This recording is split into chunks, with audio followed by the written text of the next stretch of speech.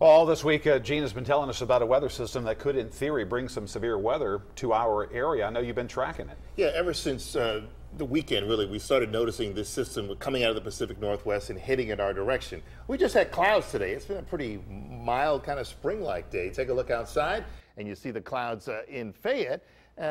Just a couple of sprinkles in and around, but not a whole lot of rain to speak of today. Tomorrow is the day, of course, that we're bracing for some of those stronger storms. Part of our weather headlines, let's kind of walk you through what we can expect. Again, the storm threat arrives tomorrow. I think the highest threat for us will be damaging winds. You know, last week we were dealing with snow and ice, and some of that may have weakened some trees, so it might not take a very strong wind gust to knock a tree limb down or a tree over on a power line, so we want to watch out for that. And again, there is a possibility of isolated tornadoes. Then cooler and drier air will move in by Friday.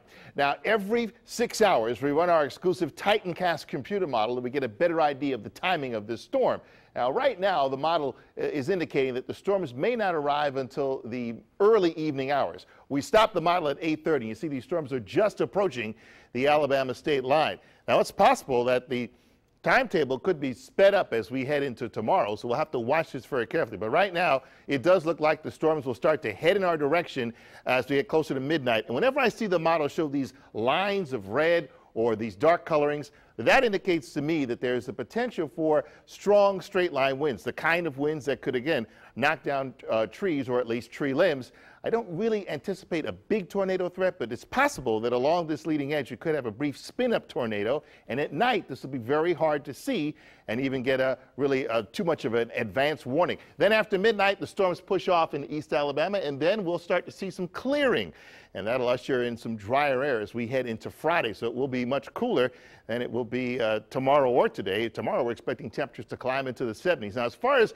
the risk for severe weather, again, the highest risk, in my opinion, will be the strong gusty winds, not so much with tornadoes. Again, can't rule it out, but it's not the highest of the threats that we face with the storms that will move in for tomorrow. Right now, temperatures in the upper 60s, 70 in T-Town, 72 Clanton, 64 in Bluntsville. So a far cry from a week ago when it was snowing at this time and we were bracing for another bitter blast. It'll be a different kind of weather situation tomorrow. All this warm air that's starting to come up of the Gulf of Mexico will be fuel for the storms heading our way. And again, that storm system is just beginning to take shape coming out of the Rockies. Again, circled here, it'll follow the high-speed, high-altitude winds of the jet stream and intensify as it crosses the Mississippi River Valley, and that's when we'll be bracing for the storms to arrive here. So again, for tonight, just cloudy, mild, maybe a stray shower. Temperatures not falling far from where they are now, right around 62 degrees. And then tomorrow, it'll be breezy and warm. We'll see temperatures climb into the mid-70s before those storms arrive late in the day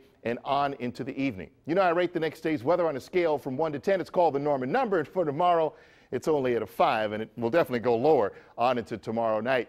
Again, the threat for severe weather going on from tomorrow night into early, the wee hours of Friday, and then we clear out. Friday's high, 58. Saturday looks pretty good, but then another weak little system comes in to kind of spoil part of our weekend. Won't be a washout, but there will be showers around on Sunday, and then we'll stay cool for the balance of next week. Well, Severe Weather Awareness Week continues today.